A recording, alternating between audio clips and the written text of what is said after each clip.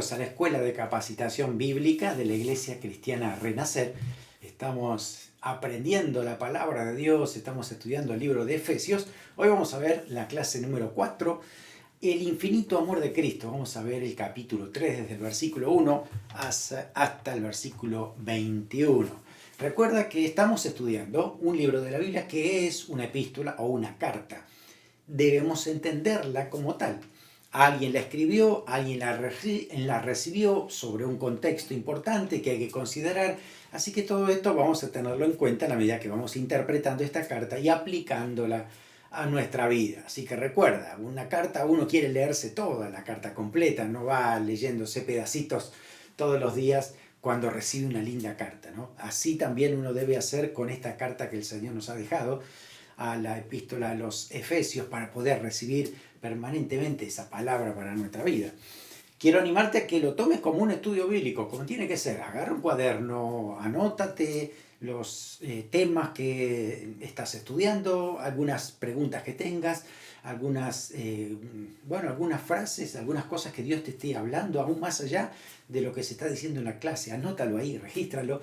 Y si tienes preguntas, por favor, envíamelas a pastoricre@gmail.com y ahí estaremos respondiendo cada una de esas preguntas. No te pierdas ninguna clase. Hoy vamos por la clase 4, así que si te faltó, por ejemplo, la 2, yo te animo a que vayas, estudies la 2 para poder entender mejor la 4, porque acá hay una cadena, una sucesión de temas que se van dando uno atrás del otro, y la explicación que puede haber en el capítulo 3 es mejor entendida si en el capítulo 2 y el 1 ya la tenemos en claro. Entonces, por eso es importante ponernos al día en cada una de las clases que estamos estudiando. Así que no te pierdas ninguna y puedas aprovechar para poder hacer preguntas también. Hay una pregunta que alguien envió y dice así: ¿podría aclarar el tema de la salvación en yuxtaposición con la fe y las obras? Por ejemplo, en Efesios 2, del 8 al 9, se nos dice que somos salvos por fe y no por obras. No obstante, en Santiago 2:24 se nos dice que el hombre es justificado por las obras y no solo por la fe. Bien, es una buena pregunta que hay que considerarlo en diferentes pasajes de la palabra del Señor. Ahora, tenemos que saber que somos salvos, justificados solamente por la fe. Justificar significa que Dios declara sin culpa, absueltos. Ya el Señor se olvida de todos nuestros pecados y nos da una nueva posición en Cristo. Somos justos delante de Él, ya no somos más pecadores, tenemos una relación con el Señor. Eso es instantáneo, eso se produce cuando uno recibe a Cristo en su corazón. No hay nada que nosotros pudiéramos hacer, no hay obra que alcance para recibir tremendo regalo de Dios. Por eso es gratuito, dice, gratuitamente para cada uno de nosotros. Ahora, el punto es que después que uno es salvo, tiene que evidenciar la salvación a través de las obras, a través de las cosas que hacemos. Es algo evidente, ¿no? Entonces eso, las dos cartas son importantes para tener en cuenta. También recordemos que son cartas y las cartas tienen un contexto. Y cada una de estas cartas, tanto la de Santiago como la de Efesios, tienen un propósito definido. El apóstol Pablo sabemos por qué les escribió. Además, hay algo muy importante a considerar, ¿no es cierto?, a nivel primero teológico y luego histórico. En la cruz el Señor nos da la salvación, así es, salvación por gracia. Es gratuitamente. El Señor ha logrado esa salvación por nosotros. Ahora, esto tiene una evidencia. ¿Cómo nos damos cuenta que realmente somos salvos? Pues la evidencia son las obras. Pero nunca las obras están hechas o sirven para nosotros alcanzar salvación. No, eso es posterior. Por eso dice que el Señor ha preparado esas obras para aquellos que ya son salvos y puedan justamente alcanzar la salvación. Ahora, desde el punto de vista histórico y contextual, es importante entender algo sumamente crucial en la historia de la iglesia cristiana. Desde que Jesús murió, resucitó y dio el mensaje a la iglesia de que sean uno solo, también el Señor oró por esto, ya la iglesia sabía que era uno, pero la iglesia comenzó y nació en el contexto judío. los primeros cristianos eran todos judíos, hasta que poco a poco empezaron a convertirse los gentiles, los que no son judíos. Entonces, algo pasó históricamente. Los judíos, pues, venían muy bien desde hace muchos años. Los gentiles empezaron a convertirse ahora. Y hay un punto crucial de la iglesia que justamente se da en el libro de los Hechos.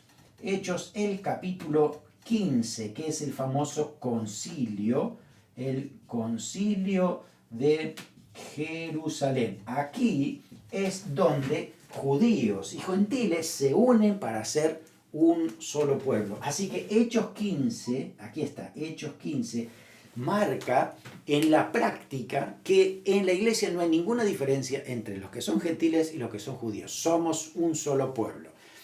Ahora, cuando el apóstol Pablo escribe su carta, está escribiéndola a los hermanos de Efesios, pero muchos años después del concilio de Jerusalén. Así que el contexto es para un solo pueblo. ¿Qué estaba pasando aquí? La verdad es que había judíos que eran celosos y querían judaizar, vamos a poner esa palabra ahí, judaizar a los gentiles para que sean salvos. ¿Qué significa eso? Decían, no, primero los gentiles tienen que hacerse como nosotros, como los judíos. Tienen que circuncidarse, guardar la fiesta, cumplir la ley y demás. Entonces después recién pueden recibir a Cristo en el corazón. Pablo, Pedro y tantos otros dicen, pero hermano, ¿a quién se le ocurre hacer esto si ni nosotros pudiéramos nunca haber guardado todo esto? El Señor nos libró y nos dio esa libertad tan grande justamente por esto, y ahora nosotros se le vamos a imponer, no podemos hacer eso, está en contra de la obra de Cristo que vino a traer libertad y traer la gracia del Señor. Entonces, contra los judaizantes, por eso ahí está el énfasis de solo la fe es necesaria para alcanzar salvación. No es la obra de los judíos, no es la obra de los judaizantes, no es la obra de la circuncisión, sino la fe que nos salva. Eso es después del concilio de Jerusalén. Ahora, el libro de Santiago se escribe mucho antes del concilio. Se escribe tal vez unos 2 años antes del concilio de Jerusalén. Y el problema era que mayormente en la iglesia había judíos más que gentiles. Si usted lee el libro de Santiago va a encontrar mucho tono judío allí, mucho más que los gentiles, ¿no? Porque justamente el contexto es este. Entonces, allí el problema era otro, no era esto de judaizar, sino el problema era que los judíos que se habían convertido al Señor no hacían nada, se quedaron estáticos esperando solamente que venga el Señor, no ayudaban, no actuaban, así que no evidenciaban nada, no había obras. Entonces, por eso que el énfasis son las obras que muestran, aquí ponemos, muestran salvación. Es otro contexto. ¿Notan los diferentes contextos? Por eso las epístolas se escriben para aclarar, para enfatizar, para dar una enseñanza de acuerdo a un contexto. Los contextos son diferentes, pero fíjense que las dos cartas nos sirven para entender el mismo propósito, la misma teología. Somos salvos por fe, sin nada más que la fe, de manera gratuita por Dios. Una vez que somos salvos, vamos a evidenciar esa salvación. La justificación se evidencia a través de las obras. Por eso damos gracias a Dios que tenemos toda la palabra y recordamos siempre el Salmo 119, 160. La suma de tu palabra es la verdad. Necesitamos conocer todo lo que dice la palabra del Señor. Muy bien. Hoy vamos a ver el capítulo 3 de Efesios. Y vamos a hablar de ese gran descubrimiento, ese misterio que estaba escondido y había sido revelado, y el apóstol Pablo le da gracias al Señor porque ahora lo puede manifestar y proclamar y decirlo. Vamos a leer en Efesios capítulo 3, vamos a leer los primeros 7 versículos para comenzar. Efesios capítulo 3 dice así: por esta causa yo, Pablo, prisionero de Jesucristo por vosotros los gentiles, si es que habéis oído de la administración de la gracia de Dios que me fue dada para con vosotros, que por revelación me fue declarado el misterio, como antes lo he escrito brevemente, leyendo lo cual podéis entender cuál sea mi conocimiento en el misterio de Cristo. Misterio que en otras generaciones no se dio a conocer a los hijos de los hombres, como ahora es revelado a sus santos apóstoles y profetas por el Espíritu, que los gentiles son coherederos y miembros del mismo cuerpo y copartícipes de la promesa en Cristo Jesús por medio del Evangelio, del cual yo fui hecho ministro por el don de la gracia de Dios que me ha sido dado según la operación de su poder. Hasta aquí, primera parte que estamos leyendo acerca de lo que está escribiendo el apóstol Pablo.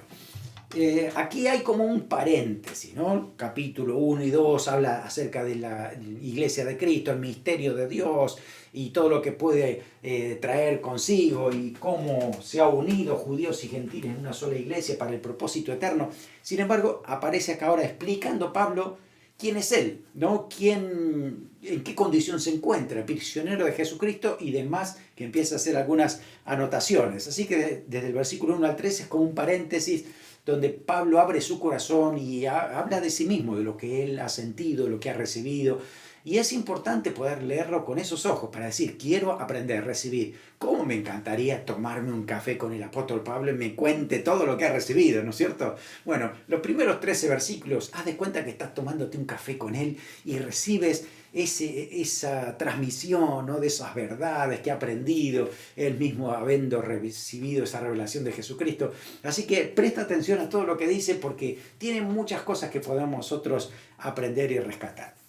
Recordemos que el apóstol Pablo está escribiendo esta carta desde una cárcel romana. Él estaba esperando ser enjuiciado por Nerón y bueno, ahí venían los acusadores, que eran estos judíos que lo estaban tratando siempre de matar en todo momento donde él iba a predicar. Así que en esa condición se encontraba el apóstol y está escribiendo esta carta y él dice, yo soy prisionero, pero fíjese la aclaración, dice, soy prisionero de Jesucristo, no soy prisionero de Roma. No soy prisionero de Nerón ni de los judíos. Soy prisionero de Cristo. ¡Qué visión diferente! Mire que nosotros podemos tener esa visión a pesar de las circunstancias difíciles que podamos estar viviendo, para entender de que nosotros le pertenecemos a Cristo, ¿no? El apóstol Pablo, él mismo se define así. Ese punto de vista que tenía el apóstol hizo una gran diferencia en su vida, en su ministerio y en su esperanza que tenía, no solamente en esta vida, sino en el más allá. No eran las circunstancias quienes definían al apóstol, sino era el apóstol Pablo definiendo las circunstancias por lo que él mismo era. Había entendido ese principio de la palabra de Dios. Así que él no era prisionero de las personas, no estaba a merced de las personas. Estaba siendo guiado por el Espíritu Santo, estaba bajo el trato de Dios, la guía de Dios y el cuidado de Dios. Así que él podía descansar en esto. Hoy por hoy, para nosotros eso es igual, deberíamos nosotros considerarlo de la misma situación.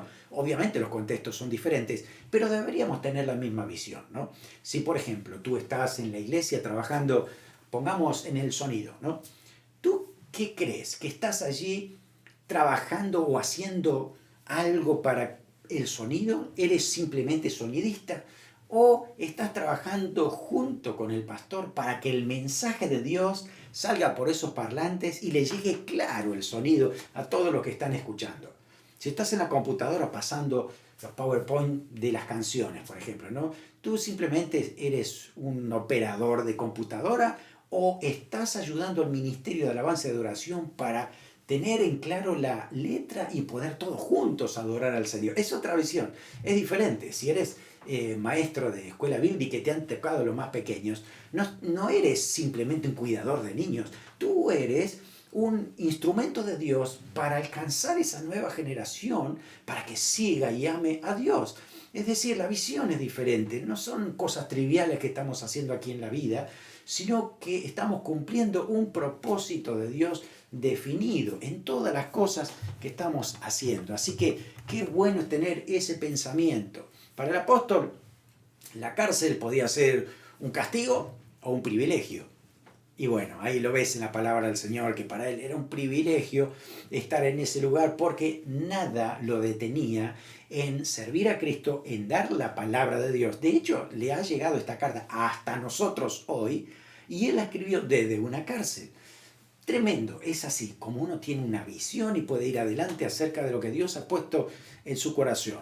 Bueno, aquí en estos pasajes que hemos leído, estos versículos, el apóstol Pablo nos está comentando que él ha recibido una revelación de parte de Dios, ¿no? Ese secreto, ese misterio que estaba oculto, que nadie lo sabía porque Dios no lo dio a conocer. Y ahora sí se lo da a conocer al apóstol y lo escribe aquí, lo presenta para que sepamos ahora que no solamente los judíos son el pueblo de Dios, sino también ahora los gentiles.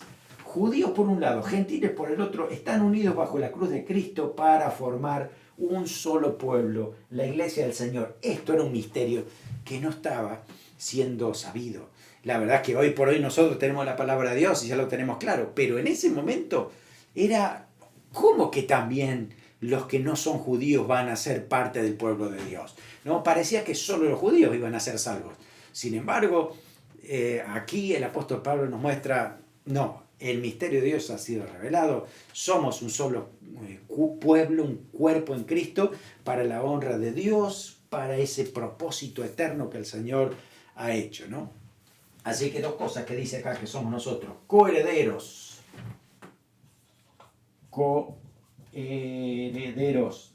no hay diferencia entre judíos y gentiles. Miren, el rey David, tú, Moisés, el otro hermano y yo junto con ustedes vamos a recibir la misma herencia de Dios porque somos el mismo pueblo y coherederos, todos recibimos esa herencia de Dios. Y además dice copartícipes, una palabra interesante que significa que compartían el mismo hogar, compartían la misma propiedad, eran copropietarios y tenían los mismos derechos. Así que tanto los judíos como los gentiles deben sentirse así. No hay diferencia en esto del pueblo de Dios. A veces nosotros hacemos una diferencia. Ay, vamos a orar por Israel, que es el pueblo de Dios. Esperen un momento. A ver, si lo decimos de esa manera, parece como que fuera el único pueblo de Dios. Y no es cierto. Estamos diciendo, vamos a orar por Israel o vamos a orar por Palestina que necesita la gracia del Señor para que se arrepienta. Vamos a orar por Argentina, vamos a orar por todos los países del mundo. Pero no es solamente Israel el pueblo de Dios. Nosotros, los gentiles, junto con ellos, que hemos recibido a Cristo en el corazón, somos hoy el pueblo de Dios. Entonces es necesario verlo desde esta óptica que está escribiendo el apóstol Pablo aquí en Efesios. Todos somos uno solo, un cuerpo en Cristo, coheredero, copartícipe. Bueno, el apóstol se presenta como el instrumento que Dios iba a usar y que, bueno, camino a Damasco, Dios ya le había mostrado que él iba a ser instrumento a los gentiles. ¿Se acuerdan cuando él cae bajo la luz, ¿no? Iba camino a Damasco. Ahí hay una revelación de Dios y él lo expresa en Hechos 26, 17 al 18, que Jesús en ese momento le dijo, librándote de tu pueblo y de los gentiles a quien ahora te envío, para que abra sus ojos, para que se conviertan de las tinieblas a la luz, de la potestad, fíjese que no dice reino, de la potestad de Satanás a Dios, para que reciban por la fe que es en mí perdón de pecados y herencia entre los santificados. Ese mensaje se lo dio Jesús a Pablo o a Saulo cuando había caído bajo la luz. Ahora, Pablo sabía quién era. Él tenía una autoconciencia muy definida acerca de quién era delante del Señor y cuál era la obra que Dios le había llamado a hacer. Así que cuando él está hablando de que ha recibido ese misterio, esa aclaración, ¿no? Eso que estaba oculto y que ahora se ha manifestado, él lo veía por lo menos en varios aspectos, ¿no? Él se veía como el receptor de esa revelación. No es que él la buscó, no es que él investigó a ver cómo es el amor de Dios. Él se dio cuenta de que no hizo nada por esto y Dios vino y se autorreveló. Es decir, él mismo le dio a conocer lo que antes no se sabía. Y si usted va a todos los eventos de la Biblia va a encontrar esto. No es que el hombre ha buscado a Dios, es que Dios siempre buscó al hombre. Dios fue el que le dio. Dios se manifestó. Por eso la revelación viene de Dios. No es que nosotros la buscamos ni la pedimos. Dios quiso darla por puro amor, porque Él nos amó y nos quiso rescatar. Por eso el apóstol Pablo dice esto, fue Dios quien me la dio, no la busqué yo ni es cosa mía, Dios lo ha establecido, por lo tanto esto es un asunto del plan eterno de Dios. Además el apóstol también se manifestaba o se mostraba como un transmisor de la gracia de Dios. esa gracia que habías recibido, pues tenía que dársela a los otros. Bueno, de hecho Jesús también lo dijo, ¿no? De gracia recibisteis, dad de gracia. Si hemos recibido la salvación de gracia, el apóstol Pablo lo entiende y nosotros deberíamos también darla a otros, la gracia de Dios para que otros también lo conozcan. Él sabía que tenía que ir a los gentiles. Había un grupo de varones de Dios que iban a los judíos y se dedicaban a ellos, pero Pablo y muchos otros iban a los gentiles para explicarles el mensaje de la gracia de Dios.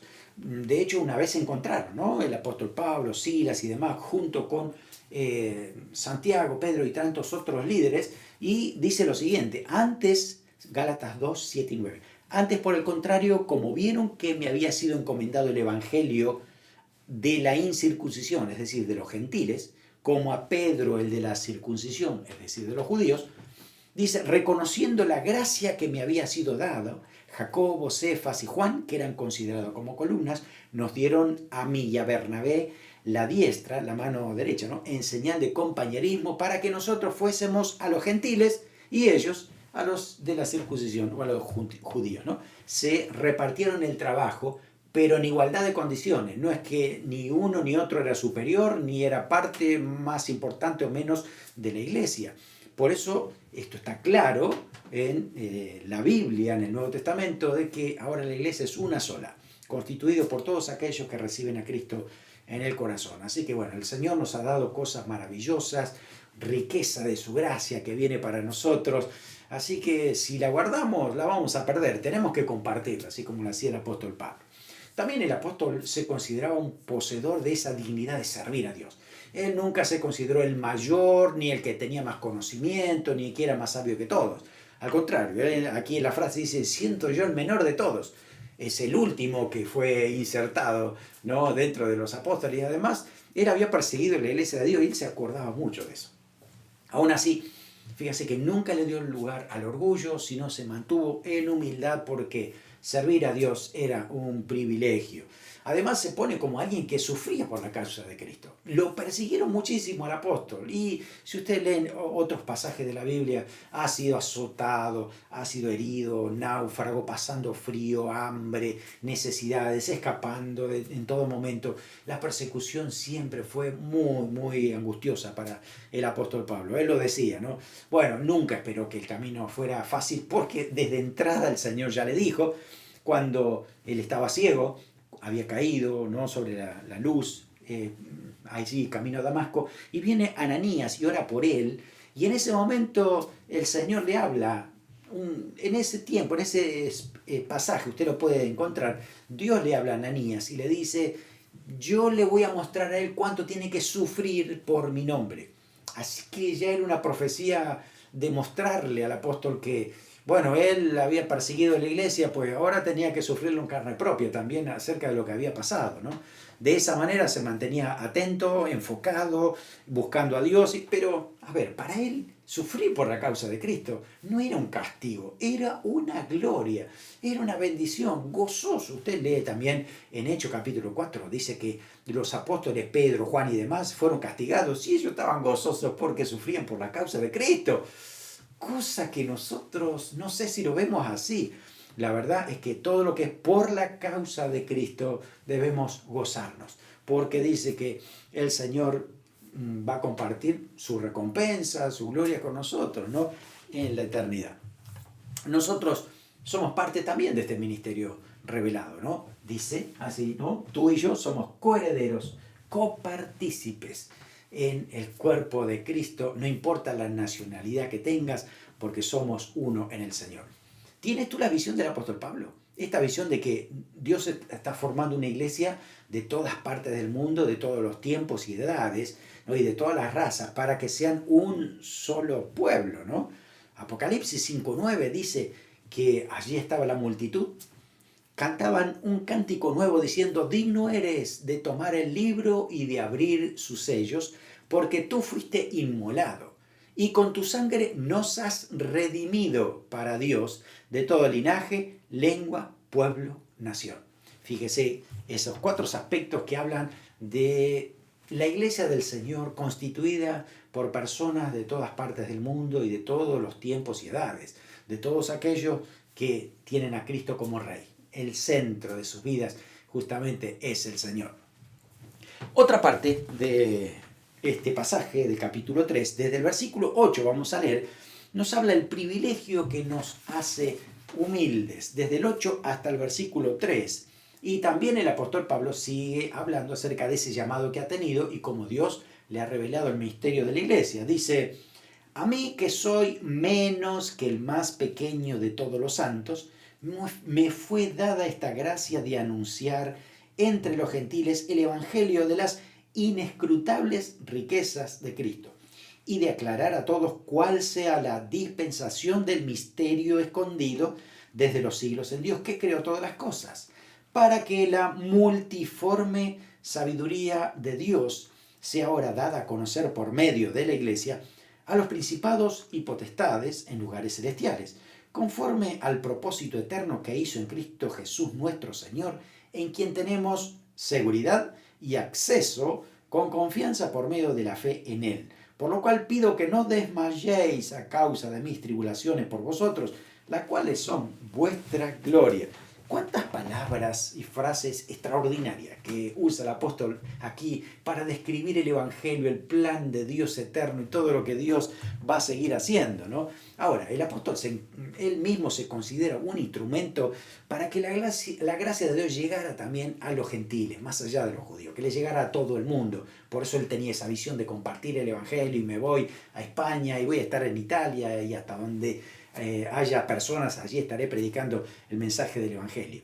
Toda esa condición siempre lo mantenía humilde, nunca orgulloso. Al contrario, se maravillaba de que Dios lo había llamado a pesar de que era el menor de todo el pueblo de Dios, ¿no? Estaba más preocupado en lo que Dios quería hacer que en su propia vida. Más preocupado del Evangelio que en él mismo. Creo que debemos tomar eso para nosotros y preocuparnos más del Evangelio que por nosotros mismos. Hay una canción de Marcos Vidal que me encanta. Una parte de esa canción dice: aquí estoy, he venido, porque solo con verte ya ocurre un milagro en mí. Mírame, radiografíame, rómpeme si hace falta y después hazme renacer. Que otros disfruten oro y placer, tú moldéame, haz de mí lo que prefieras. No te pido nada más que el honor de tu verdad, que jamás traiga vituperio a tu nombre o al Evangelio, no te pido nada más. Qué tremenda palabra, la verdad es hermoso lo que dice en cuanto a ese deseo de agradar a Dios y poner en primer lugar el Evangelio, antes que a nosotros mismos, ¿no? Es algo que debe estar en nosotros. El apóstol Pablo nos enseña eso, que podamos aprenderlo, recibirlo y poder aplicarlo a nuestra vida. Hay un plan tremendo de Dios para la iglesia, un propósito eterno. Todas las cosas están unidas en Cristo y su iglesia por la eternidad. Fíjese qué importante que es esto, ¿no? Por lo que es la descripción en el libro de Efesios, el plan y sabiduría de Dios que están relatados en estos versículos. Mira, aquí en primer lugar, la iglesia pertenece, dice, a las inescrutables riquezas de Cristo. Una palabra bastante compleja, difícil, inclusive hasta de leer. Inescrutable en griego es anexigeniastos, todo junto, así, ¿no? Usa una palabra que no se usa regularmente muy seguido. Esa palabra significa que no se puede comparar ni rastrear, que no se puede determinar con precisión su origen ni el final. Por ejemplo, en un camino que no se sabe ni de dónde empieza, de tan largo que es, dónde termina. De las riquezas, dice aquí. Es decir, no se puede medir, no se puede saber cuántas riquezas hay en Cristo, porque son infinitas, son tan abundantes que no nos alcanza la vida para disfrutarlas. Por eso hay toda una eternidad para poder disfrutar esas riquezas que el Señor tiene. Por eso, de esas riquezas inescrutables es que ha venido la gracia de Dios para la iglesia de Cristo, para cada uno de nosotros, ¿no? Pablo también se pone aquí con la misión de aclarar. Por eso él dice, y de aclararles a todos, ¿no? Es decir, quiero darle luz sobre lo que Dios me ha hablado.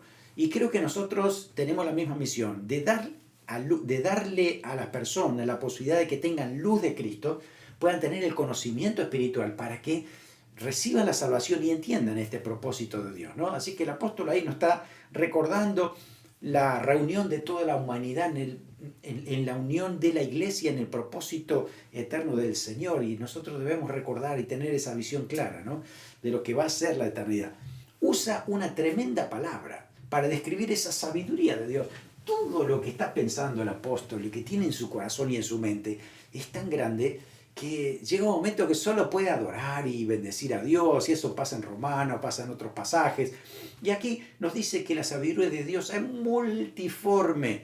Otra palabra también muy interesante en su original griego es la palabra polipoíquilos, que significa de muchos colores, multidiversificada.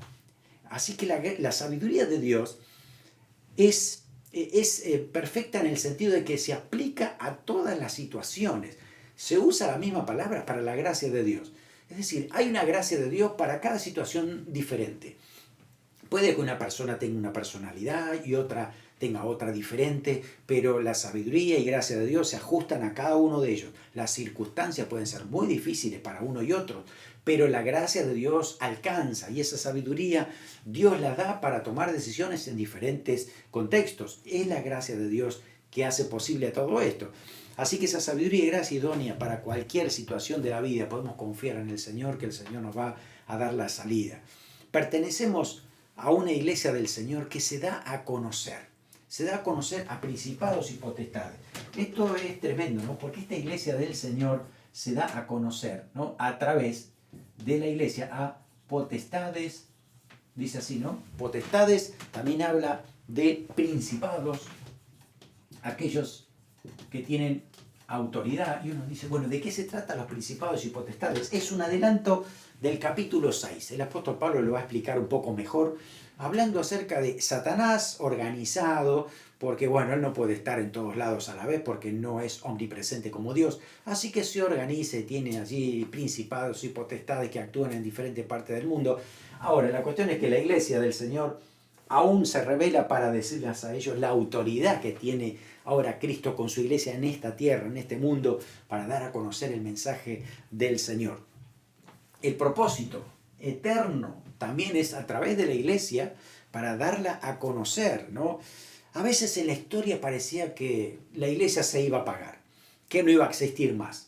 Lo vemos en la Edad Media, en la oscuridad que había en ese momento de conocimiento, ¿no? Y parecía como que la iglesia no estaba allí. Pero mira, según la palabra de Dios, Dios siempre tiene un remanente fiel a pesar de la historia, de las situaciones y de lo que pudiera estar pasando.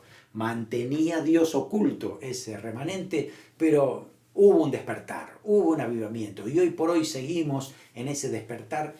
Claro, el diablo sabe que le queda poco tiempo y hay mucho ataque sobre la iglesia del Señor, pero recordemos que el Señor nos ha dado autoridad espiritual sobre principados y potestades para declarar el propósito eterno del Señor a través de la iglesia de Cristo. Ahora, también nos dicen estos pasajes que en Jesús nosotros tenemos libre acceso a Dios. Podemos acercarnos a Dios porque Dios ya nos ha perdonado todos nuestros pecados, pertenecemos a su pueblo, así que estamos en esa condición de poder tener relación con el Señor. Y termina orando por los hermanos para que no se desanimen a pesar de que él estaba preso, ¿no?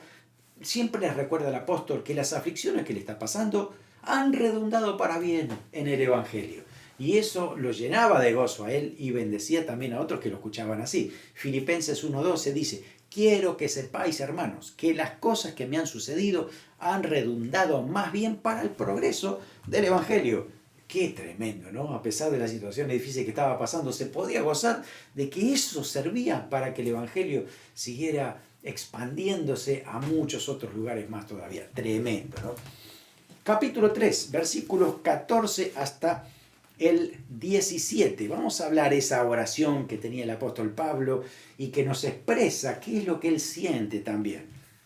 Fíjese, dice, por esta causa doblo mis rodillas ante el Padre de nuestro Señor Jesucristo, de quien toma nombre toda familia en los cielos y en la tierra, para que os dé, conforme a la riqueza de su gloria, el ser fortalecidos con poder en el hombre interior por su espíritu, para que habite Cristo por la fe en vuestros corazones, a fin de que arraigados y cimentados en amor, seas plenamente capaces de comprender. En este primer pasaje vemos al apóstol Pablo explicando, ¿no?, su oración. Y fíjense que aquí ya termina ese paréntesis que habíamos hablado para volver a retomar otra vez ese plan de Dios con la iglesia. Y aquí él dice que su oración principal, ¿no?, la causa principal, es que él está orando para que la iglesia, como el cuerpo de Cristo, viva conectado al Señor, a tal punto que se manifieste esa vida a través de la iglesia. Se pone de rodillas, significa que se postra, se tira hasta el suelo en agonía, en súplica por la iglesia del Señor. Y lo menciona a Dios como Padre. Fíjense que cuando dice Padre está pensando en diferentes aspectos el apóstol Pablo. Está pensando que es el Padre de Jesucristo, ¿no? Eso también lo dice el versículo 17 del capítulo 1. Cuando se habla de Padre, se habla de esa relación eterna que tenía el Padre con el Hijo desde la eternidad y seguirá hasta la eternidad. Jesús no ha sido creado por el Padre. Engendrado significa que pertenece a la misma esencia, mismo Dios, desde la eternidad hasta la eternidad. Ahora, en esta cuestión hay algo especial, ¿no?, que lo transmite ahora también para aquellos hijos adoptados, cada uno de nosotros, que a través del sacrificio de Cristo ahora recibimos a ese Padre de Jesús como Padre nuestro también, porque ahora hemos alcanzado esa relación filial, ¿no?, con el Padre Celestial, porque Él ha hecho esto posible. El Padre es el Padre a quien nosotros ahora tenemos acceso al Señor. Fíjese que en el Antiguo Testamento estaba hasta casi prohibido acercarse a Dios. Cualquiera pensaba que se iba a acercar a Dios, que iba a morir definitivamente. Claro, tenían también la imagen de que solamente el sumo sacerdote podía entrar en el lugar santísimo del tabernáculo una vez por año, un rato, para poder expiar el pecado del pueblo con sangre y después salirse. Es más, tenía una soga atado al pie el sacerdote cuando entraba, porque si llegaba a morir por algo, lo sacaban con la soga desde ahí, no podía nadie entrar a ese lugar. Fíjese con qué temor tenía que entrar a ese lugar. Ahora de repente, después que Jesús murió, fíjese que se rompió ese velo y ahora se puede ver que hay libertad para entrar al lugar santísimo. Hay libertad, hay acceso por el sacrificio de Cristo. El Señor lo hizo posible para que nosotros ahora tengamos a ese mismo Padre cercano, un Padre de relación, un Padre que se deja conocer porque quiere conocernos, porque quiere que nosotros lo conozcamos y quiere tener una relación con nosotros. También ese es el Padre que también el apóstol Pablo dice en otros versículos, el Padre glorioso o el Padre de la gloria. ¿Sí? No nos olvidemos que no es solamente el Padre de amor, no es solamente Dios es amor, también es el de la gloria. Y cuando decimos gloria, era relacionado a su santidad, relacionado al aspecto de que ningún pecado hay en Él, ni tampoco debe haberlo en esa relación con Él. Así que es algo para tener en cuenta. Dios es santo y sus hijos también deben serlo. En otro pasaje dice que es el Padre de todos, así que es Padre tanto de los judíos como de los gentiles, no importa las razas, las naciones, los tiempos, Él es el Padre celestial, así que nadie tiene una exclusividad en esa relación con Dios. Los judíos lo creían así y se equivocaron, porque la verdad es que Dios es Padre de todo aquel que recibe a Cristo en su corazón y es parte como su hijo para tener una relación. Y no nos olvidemos que es el Padre a quien siempre hay que darle gracias. Nunca nos olvidemos de los regalos y beneficios del Señor. Recuerda el Salmo 103, te da esa exhortación a no olvidarte ningún beneficio del Padre, de Dios, hacia nosotros, ¿no? Así que también si nosotros somos padres, tenemos que aprender a hacerlo en relación al Padre Celestial. ¿Tenemos hijos? Pues que los hijos vean el carácter de Dios a través de nuestra vida, nuestros actos, algo que el Espíritu Santo tiene que trabajar dentro de nosotros. Ahora, el apóstol se pone a orar y pide que los hermanos, como nosotros también, seamos fortalecidos en el ser interior. Eso dice ser interior, una frase interesante, ¿no? ¿A qué se refería el apóstol Pablo con esto? Bueno, el ser interior, la palabra en griego, aquí justamente los griegos entendían tres cosas en cuanto a esta palabra. Primero, la inteligencia de la persona. Es decir, en ese caso, si el apóstol Pablo dice ser fortalecido en la inteligencia, está hablando de que tengamos argumentos convincentes, pensemos bien en la palabra de Dios, tengamos el fundamento claro y correcto, estamos bien aclarados, ¿no? Sabiduría para poder tener una vida en el Señor pura, salva, mantenernos en lo correcto, ¿no es cierto? Así que es esto, fortalecido en la inteligencia. También, para los griegos, el ser interior era la conciencia. Así que el apóstol, cuando está hablando de esto y orando en este sentido, también está orando para que tengamos más sensibilidad en nuestra conciencia. Ahí es donde el Espíritu Santo nos habla, ¿no? De hecho, esto ya lo sabían hasta en el Antiguo Testamento. El Salmo 16:7 decía el salmista: bendeciré a Jehová que me aconseja, aún en las noches me enseña mi conciencia. Ya sabían que Dios estaba hablando en la conciencia y guiaba para que las personas tengan unas buenas decisiones, puedan tomar buenas decisiones. Así que allí está también nuestro ser interior. También se hablaba de la voluntad, ahí donde tomamos decisiones. Puede que sepamos lo que es correcto, pero no tengamos la fuerza de voluntad para hacerlo. Entonces, aquí es donde está orando el apóstol Pablo, dice: fortalecidos en o con el poder. Con el poder. Y eso viene por el poder del Espíritu Santo. Cuando queremos hacer lo bueno, ¿no? Y no podemos, ahí es donde el Espíritu Santo nos da el impulso, nos recuerda la palabra de Dios y nos ayude para que tomemos buenas decisiones. Por eso el apóstol ora para que ahí nuestra alma, nuestro ser interior sea fortalecido en el poder del Espíritu Santo y tomemos buenas decisiones. Pablo usa este hombre interior también en otros pasajes de la Biblia. Lo tenemos en 2 Corintios 4:16. Dice: por tanto, no desmayamos. Antes, aunque nuestro hombre exterior, el cuerpo, se va desgastando, el interior, es decir, nuestra alma, dice, no obstante, se renueva de día en día. Porque esta leve tribulación momentánea produce en nosotros cada vez más excelente y eterno peso de gloria, no mirando las cosas que se ven, sino las que no se ven, pues las cosas que se ven son temporales, pero las que no se ven son eternas. Visión de eternidad. Y esto es lo que tenemos que aprender todos los días a tenerlo en nuestro hombre interior. Las cosas que nos suceden, las circunstancias que nos suceden, lo estamos aprendiendo por el apóstol, es que no nos definen a nosotros. Nosotros definimos las circunstancias y debemos ser guiados por esa visión de eternidad que el Señor ha puesto en nuestra vida. ¿Con qué propósito? ¿Para qué todo esto? Bueno, al fin dice: para que habite Cristo por la fe en vuestros corazones, a fin de que arraigados y cimentados en amor. La palabra de habitar, a que habite Cristo en vuestros corazones. La palabra habitar en griego es interesante, es la palabra katoikeo, que significa hacer el hogar de uno. Es decir, que nuestra alma podamos nosotros invitar a Cristo, desde que llegó Cristo a nuestro corazón, se sienta cómodo de vivir en nuestro espíritu, ¿no? Que pueda desarrollarse nuestro carácter en relación al Señor, que nos parezcamos más a Él, ¿no? Es que el Señor pueda tener esa habitación dentro de nosotros, ¿no? Y que nosotros estemos cómodos y felices de estar con Cristo permanentemente, ¿no? Unidos a Él. Dice: arraigados y cimentados en el amor de Jesús. Es la manera de permanecer. Recuerda que también la palabra dice que no hay nada que nos pueda separar del amor de Cristo. Arraigado y cimentado en Él. Bueno, últimos versículos nos hablan acerca del amor infinito del Señor. Dice versículo 18 en adelante, dice: arraigados y cimentados del amor, seáis plenamente capaces de comprender con todos los santos cuál sea la anchura, la longitud, la profundidad y la altura, y de conocer el amor de Cristo que excede a todo conocimiento, para que seáis llenos de toda la plenitud de Dios. Y aquel que es poderoso para hacer todas las cosas mucho más abundantemente de lo que pedimos o entendemos, según el poder que actúa en nosotros, a Él sea la gloria en la Iglesia, en Cristo Jesús, por todas las edades, por los siglos de los siglos. Amén. Es que es maravillosa esta palabra. Realmente cada frase nos habla de tantas cosas, ¿no? A tener en cuenta.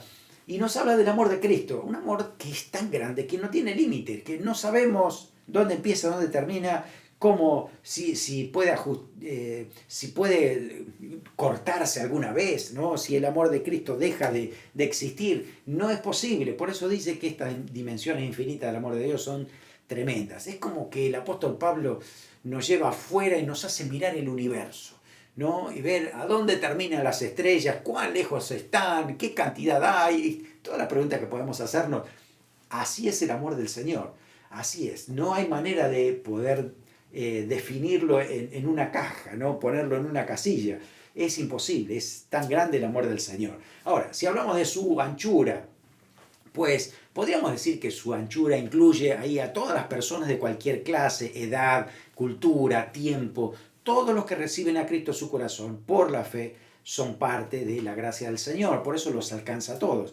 Su longitud, bueno, pues el Señor estuvo dispuesto hasta llegar a la cruz y además alcanza hasta el último que puedan hacer, hasta el último que reciba a Cristo antes que el Señor venga a buscarlo. El Señor lo alcanza a todos, inclusive de manera retrospectiva, a todos los que estaban esperando la venida del Mesías, ¿no?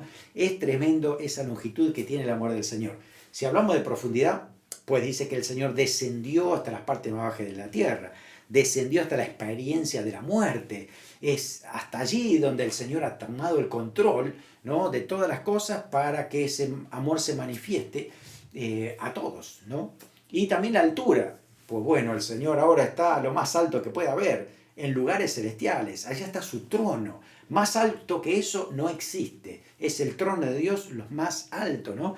Así que desde allí el Señor nos sigue amando desde el cielo. Sigue intercediendo por nosotros. Hebreos 7:25. Ese es el intercesor que nos comprende, que sabes de nuestras deficiencias, de nuestros errores, de nuestras debilidades, que entiende como humano lo que hemos pasado nosotros, ¿no? Porque Él también ha sido humano. Nunca pecó, por eso nos anima a no pecar, porque Él nos da la fuerza, el poder para poder hacerlo, ¿no?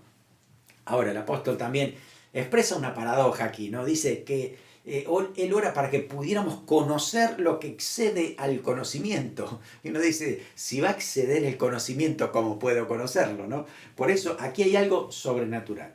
Y es el Espíritu Santo revelándose, mostrando y dando iluminación a nuestra vida para que esté más claro todo lo que nos está explicando el apóstol Pablo, inspirado por el Espíritu Santo, ¿no? El amor de Cristo.